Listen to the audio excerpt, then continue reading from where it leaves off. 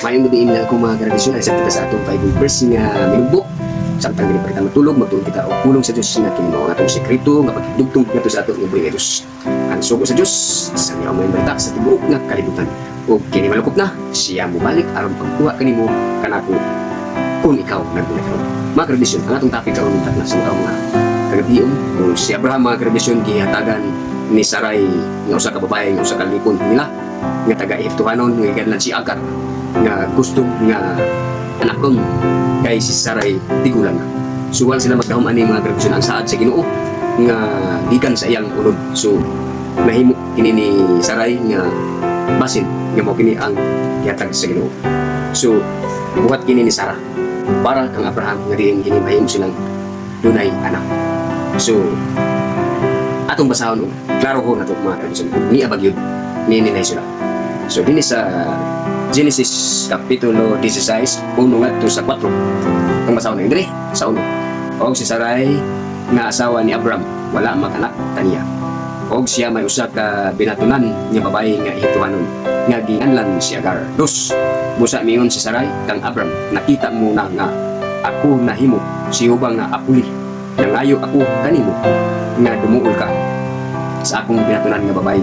Tingali nga ako makabaton og mga anak pinaagi kaniya.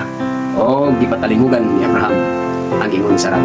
Og Sarai ang asawa ni Abraham nagkuha kang Agar na iyang binatunan nga Ehiptohanon sa tapos ang napulong katuig nga pagpuyo ni Abraham sa yuta sa Kanaan. Og siya gipaasawa niya kang Abraham nga iyang bana 4. Og siya miduol kang Agar.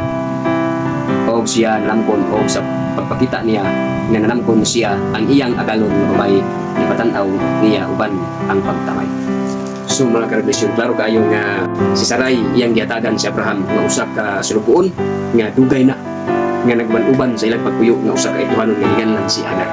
So iba gihatag ngadto kang Abraham og kini iyang dugan og nanamkon og mao ang nahitabo nga nanamkon siya si Agar mga tradisyon. So mao ni ang kahimtang sa kinabuhi ni Abraham nga wala sila magdahom nga dunagyoy tuyo ug tumong sa Ginoo sa ilang kinabuhi.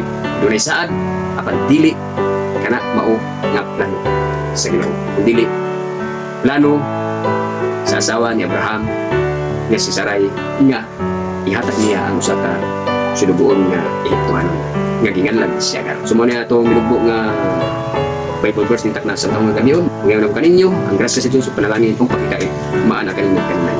O sa mga kasama, ngayon ako kaninyo, dagang salamat sa inyo pagpaminaw kung God bless sa tanan.